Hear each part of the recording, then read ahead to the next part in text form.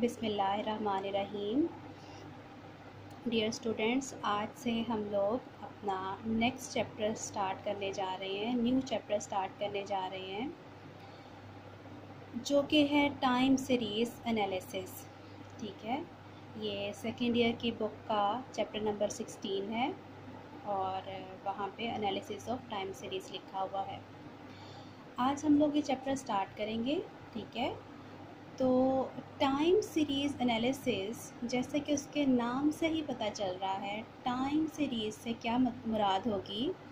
Time series से मुराद होगी ऐसा डाटा की ऐसी कलेक्शन जो कि टाइम की बेस पे की गई हो।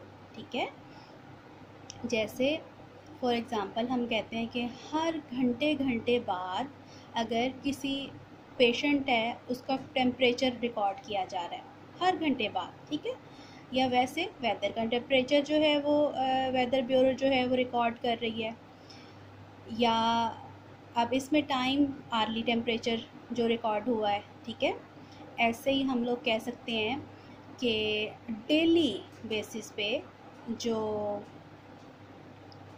कितने मरीज़ हैं जो कि एडमिट हो रहे हैं कोरोना के इन अ हॉस्पिटल।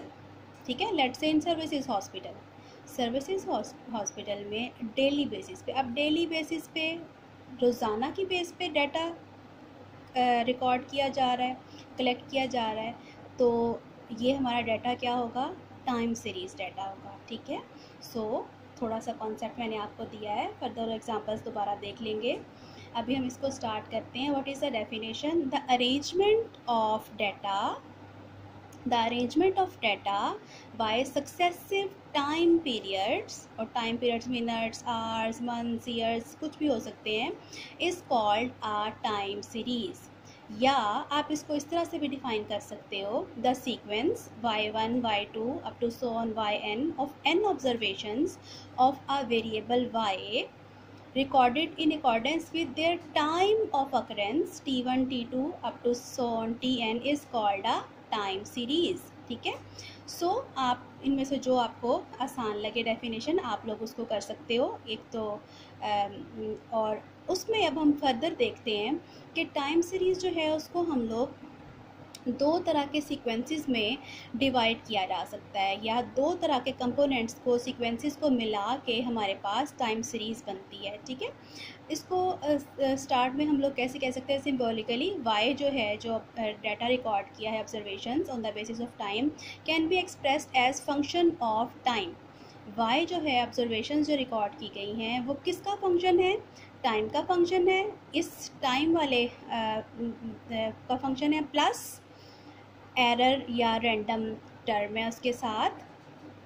ये जो है हमारे पास दो सीक्वेंसेस को मिलके बनती हैं, systematic sequence and random sequence. Further इसको देख लेते हैं, जहाँ पे हमारे पास जो एफ ऑफ टी है ये कम्प्लीटली डिटर्मिंड या स्पेसिफाइड सीक्वेंस को शो करेगा, जो कि एक सिस्टमेटिक पैटर्न को ऑफ वेरिएशन को रिप्रेजेंट करता है।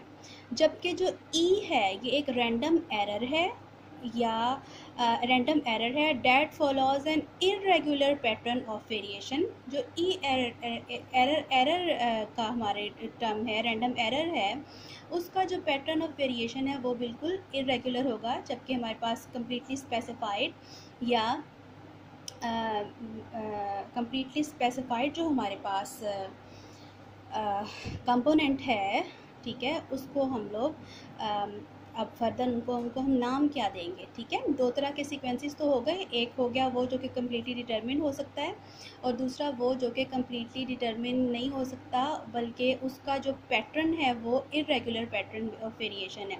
अब मज़ीद दो टर्म्स आ गई हैं, सिग्नल किसे कहेंगे और नॉइज़ किसे कहेंगे। सिग्नल हम कहेंगे a signal is a systematic component of variation in a time series, जबकि नॉइज़ क्या होगा, noise is an irregular component of variation in a time series. So time series is made up of two types of sequences, the sequence which follows regular pattern of variation and can be completely determined is called systematic sequence, and the sequence which follows random और irregular pattern of variation is called noise और random sequence. सो दो तरह के sequences होंगे, एक को signal कहेंगे और एक को नॉइज़ कहेंगे। रैंडम एरर वाली जो टर्म है वो हमारी नॉइज़ में आएगी और बाकी जो कि कम्प्लीटली डिटर्मिन हो जाता है वो हमारे पास सीक्वेंस सिग्नल में आएगा। ठीक है, फर्दर एग्जांपल्स आ गई हैं, जैसे मैंने आपको बताया टाइम की बेस पे जो भी डाटा रिकॉर्ड किया जाएगा, the early temperature recorded by weather bureau, the monthly sale of fertiliser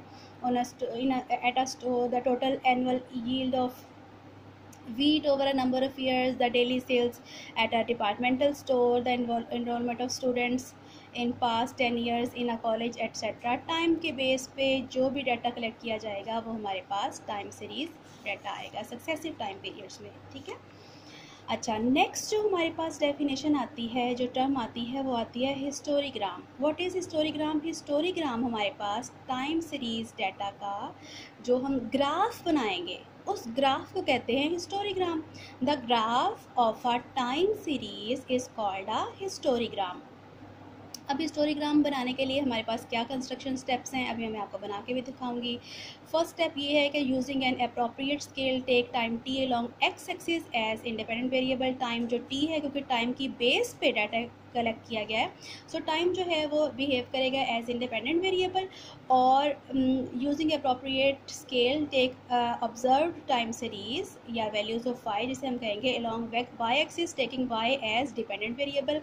Y axis पे हमेशा डिपेंडेंट वेरिएबल आता है और यहाँ पे हमारे पास वाई ही होगा डिपेंडेंट वेरिएबल, जबकि इंडिपेंडेंट वेरिएबल टी होगा। उसके बाद हम लोगों ने क्या करना है, थर्ड स्टेप में plot observe values of Y against given points of time, join the points by line segments to get required histogram। अब यहाँ पे एक एग्जांपल ली है आप लोगों के लिए, हम इसकी हिस्टोरीग्राम बना लेते हैं। एग्जांपल है the following time series shows the number of road accidents in Punjab for the year 1972 to 1978। ये सारे 1972 टू 1978 ईयर्स हैं, उनमें नंबर ऑफ एक्सीडेंट्स गिवन है। 1972 में 2493, 1973 में 2638 एंड सो ऑन, इसी तरह से।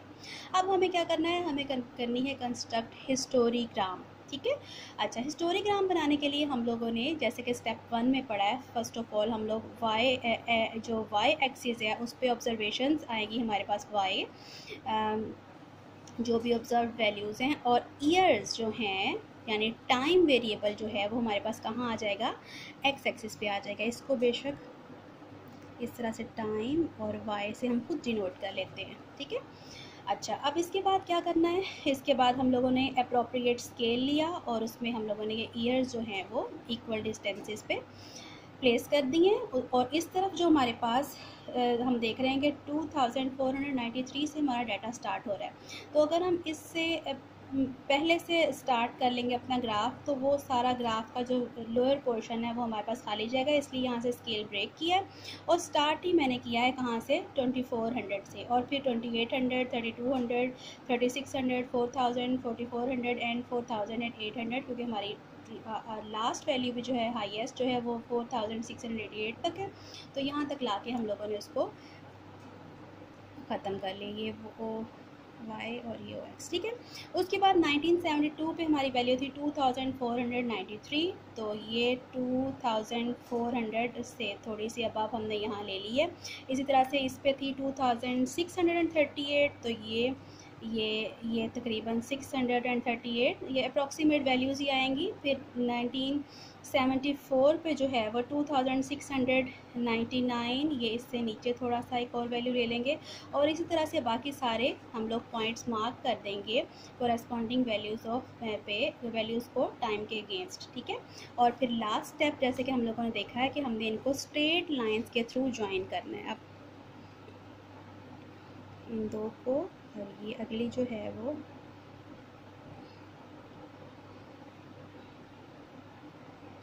नेक्स्ट टू को इस तरह से ज्वाइन करते जाना है, फिर जो है वो नेक्स्ट, और फिर ये लें जी, ये हमारी हिस्टोरीग्राम जो है वो कंप्लीट हो गई है। ये हमारी रिक्वायर्ड हिस्टोरीग्राम है, हिस्टोरीग्राम, जिसमें हम देख सकते हैं कि एक मुसलसल इंक्रीज़ है नंबर ऑफ़ एक्सीडेंट्स में over the number of years. So उम्मीद है स्टूडेंट्स आपको टाइम सीरीज़ की, इसके कंपोनेंट्स की और इसके ग्राफ की समझ आ गई होगी।